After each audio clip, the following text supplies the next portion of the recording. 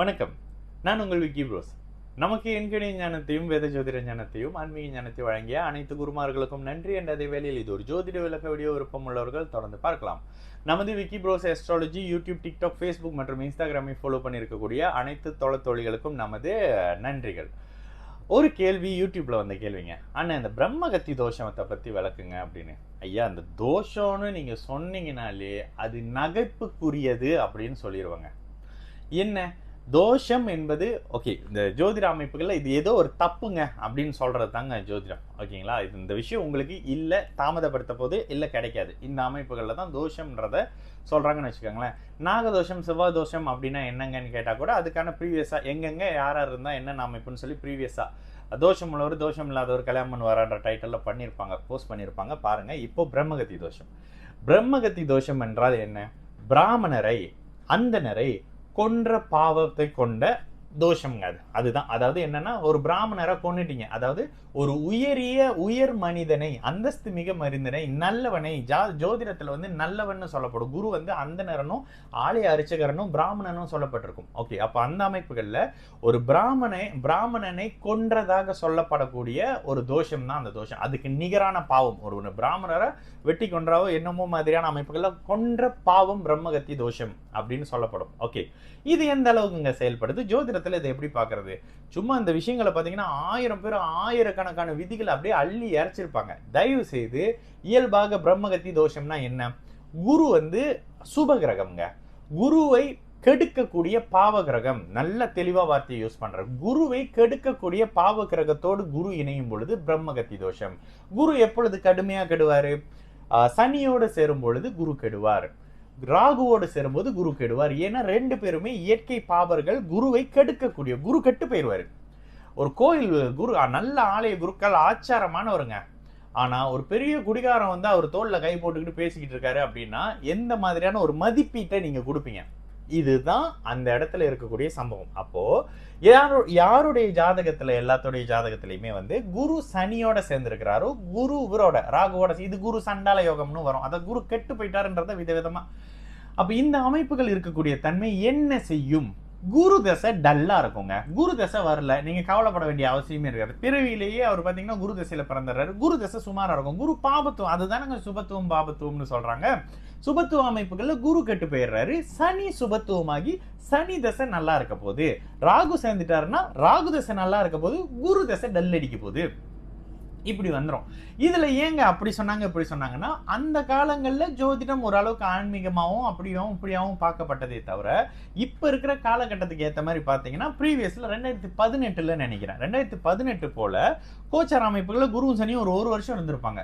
அப்ப அந்த ஒரு வருஷம் பிறந்தவங்க பூரா பிரம்மகத்தி தோஷமான்னு பாத்தீங்கன்னா, அந்த ஒரு வருஷம் பிறந்தவங்க பூரா சனியினுடைய துறையில சம்பாதிக்கிறவங்களா இருப்பாங்க. 2018 இருந்து 20 வரைக்கும் இந்த காலகட்டம் நினைக்கிறேன். 2018 இல்ல 19 இந்த காலகட்டங்கள்ல குரு சனியோட சேர்ந்து சனி சுபத்துவமானால அவங்களாம் என்ன, சனி சம்பந்தப்படக்கூடிய இரும்பு, மெட்டல்ஸ், நிலத்துக்கு அடியில் இருக்கிறது, ஆயில் அண்ட் கேஸ், சனி சார்ந்த மாதிரியான இரும்பு மாதிரியான அமைப்புகள், சாட்டு, பெயிண்ட், கீண்ட், பெட்ரோலியம், நிலத்தை நோன்றது, மண்ணை நோன்றது, மைனிங், விவசாயம், ஆடு மாடுன்னு நல்லா சம்பாரிச்சுக்கிட்டு இருப்பாங்க இந்த பிரம்மகத்தி தோஷத்தை வச்சு. சனியினுடைய சுபத்துவத்துடைய காரணத்தினால டிரான்ஸ்போர்ட், லாஜிஸ்டிக், அது இதுன்னு பொழந்துகிட்டு இருப்பாங்க. இந்த இடத்துல பிரம்மகத்தி தோஷம் என்ன செய்யும்? ஐயா, அந்த மொத்த ஜோதிட அமைப்புகளுமே உங்களுடைய கர்மா, ப்ரீவியஸ் ஜென்மத்தினுடைய கர்மான்னு சொல்லப்பட்டாலும் போய் பார்க்காத எதையும் பேசாதீங்க ஏன்ற மாதிரியான ஒரு ஸ்ட்ரிக்டான ஒரு ஆர்டர் எங்களுக்கெல்லாம் ஆரம்பத்திலேருந்தே கிளாஸ் எடுக்கும் போது தெரியாததை பலனா சொல்லாதுன்னு சொல்லி தான் வளர்த்துருக்குறாங்க. அப்போ இந்த அமைப்புகள்ல பிரம்மகத்தி தோஷத்தை நான் பார்க்கலங்க. ஆனா பிரம்மகத்தி தோஷம் இருக்கிறவங்க பூரா சனியினுடைய துறையில சம்பாதிக்கிறத பாக்குறேங்க. ஓகேங்களா? அப்ப ஏன் சனி சுபத்துவம் ஆயிடுறாரு, குரு கெட்டு போயிடுறாரு? இதே சனி லக்ன யோகரா வந்தா, துலாம் ரிஷப துலாம் லக்னமா இருந்தா அட்டகாசமான நல்ல பலனை செய்வார்ல. அதே மீன லக்னம் தனுசு லக்னமா இருந்தீங்கன்னா லக்னாதிபதி கெட்டு போறாரு அப்படின்ற தன்மையில வரும். எந்த லக்னத்துக்கான ஆதிபத்தியம், குருவின் இயல்பு காரகம், காசு கொடுக்கறது, குழந்தை கொடுக்கறது, இது எந்த அளவுக்கு கெடுது? வெறும் சனியோட மட்டும் சேர்றாரா இல்ல செவ்வாயோடையும் சேர்றாரா? இதுல செவ்வாய் நீங்க கேட்பீங்க, செவ்வாய் பவர் அவரை விட்டுட்டீங்களே. செவ்வாயும் குருவும் சேரும் பொழுது செவ்வாய் குரு கெட மாட்டாருங்க, குரு மங்கள யோகத்துல வருவாரு.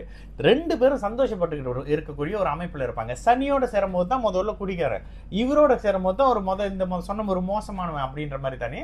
தவிர்த்து செவ்வாயோடு சேரும் பொழுது மிகப்பெரிய உயரிய மங்கள யோகத்தை இவர் குரு வந்து அடைவாரு. அதனால குரு செவ்வாயோட சேரும் போது கெட மாட்டாரு. அப்போ இந்த மொத்த அமைப்புகள்ல எல்லாம் ஆமாங்க, சனி ராகுவோட சேர்ந்து குரு சுத்தமா அவுட்டுங்க. ஆனா ஒரு சந்திர அதியோகத்துல இருக்காருங்க, அட்டகாசமா. அப்படியே முதல்ல தசையினுடைய முதல் பாவகம் பாவத்துவமாகவும் பிற்பகுதி அப்படியே சுபத்துவமாகவும் மாறி அட்டகாச யோக பண்ண குரு தசையிலையும் செய்யும், சனி தசையிலையும் செய்யும், ராகு தசையிலிருந்தே செஞ்சுக்கிட்டு வரும். அப்போ வெறும் பிரம்மகத்தி தோஷம்ன்ற மாதிரியான விஷயங்களுக்குள்ள போகாதீங்க. ஆன்மீகம் வேறங்க. தயவு செஞ்சு முந்தானத்தோ ஒருத்தவங்க பேசுறாங்க, அண்ணன் நம்ப மாட்டீங்க, நான் வேணான்னு சொல்ல ஹோல் ஃபேமிலி கூட்டிட்டு வந்து ஏதோ ஒரு கோயில் சொன்னாங்க தமிழ்நாட்டில், இங்க வச்சு பூஜை பண்ணாலே பண்ணுன்னு சொல்லி பூஜையெல்லாம் பண்ணி முடிச்ச பிறகு டிவோர்ஸ் வாங்கினேன், அந்த கல்யாணம் நிலைக்கும்னு சொல்லி தான் பூஜை பண்ணேன் தமிழ்நாட்டில் இந்த கோயிலில். இத்தனாயிரம் வெள்ளிக்கு அவங்க ஒரு ஜோதிடர், இப்பெல்லாம் ஜோதிடரை காட்டும் போது எனக்கு ரொம்ப ஆச்சரியமா இருக்கு. இவங்களே வந்து ஒரு படத்துல விவேக் சொல்ற மாதிரி அண்டர் த டேபிள் டீலிங் வச்சுக்கிறாங்களா என்னன்னு தெரியல. ஆனா சரியான செலவுன மலேசியாக்காரங்களை பார்த்தாலே புடுங்குறாங்கண்ணே காசை. உண்மை இல்லைன்னு சொல்ல முடியாது. மலேசியாக்காரங்களை பார்த்தாலே காசை பிடுங்குறாங்க. ஏன்னா இங்க இருக்கிறவங்க வந்தாலே ஐயோ என்ன பண்ணோம், என்கிட்டயே கேட்குறீங்களே என்ன இதுக்கு என்னென்ன பரிகாரம் பண்ணலான்னு. நான் என்கிட்ட என்ன பரிகாரம் பண்ணலான்னா சும்மா எனக்கு ஒரு 10,000 வெள்ளி போட்டு விடுங்கன்னுவேன். எதுவும் நடக்க போறது இல்லை, ஆனால் எனக்கு ஒரு 10,000 வெள்ளி போட்டு விடுங்க, ஏன் பரிகாரத்தை விடணும் அப்படின்னு சொல்ற மாதிரியான ஒரு காலகட்டமாக ஆயிரும் போல இருக்கு வரக்கூடிய ஃபியூச்சர்ல. ஏன்னா பரிகாரம் செயல்படாதுங்க. செயல்பட்டா அவர் ஏங்க ஜோசியராகவே இருக்க போறாரு, நான் ஏங்க ஜோசியராகவே இருக்க போறேன், பரிகாரம் பண்ணிட்டு வேற அட போங்க. இந்த பேசிக் விஷயத்த புரிஞ்சுங்க. உங்களுக்கு ஜோசியத்துல கொடுக்கப்பட்டிருக்கா இல்லையா, கொடுக்கப்படலை, நீங்க தலைகீழா நின்று தண்ணி குடிச்சாலும் அது கிடைக்காது. இல்லைங்க இந்த விஷயம் இருக்கு, உங்களுக்கு ஒரு குழந்தை பிறந்தே ஆகணும், நீங்க என்ன பண்ணாலும் அந்த குழந்தை பிறந்துடும். பாக்குறீங்க தானே எத்தனை குழந்தை பிறந்து என்னென்ன மாதிரியான சம்பவங்கள்லாம் நடக்குது. இதெல்லாம் அதனுடைய அடிப்படையில தானே தவிர தோஷம் வந்துருச்சு அதனால இப்படி திருப்பிடலாம், அப்படி நிமித்திடலாம், அப்படி பிதுக்கிடலாம்னு யாராவது சொன்னாங்கன்னா அதுக்கும் ஜோசியத்துக்கும் எந்த விதமான சம்பந்தமும் கிடையாதுங்க. சரிங்களா? நான் உங்கள் விக்கி ப்ரோஸ். நல்லது நடக்கும், எல்லோரும் நல்லா இருப்போம். வணக்கம்.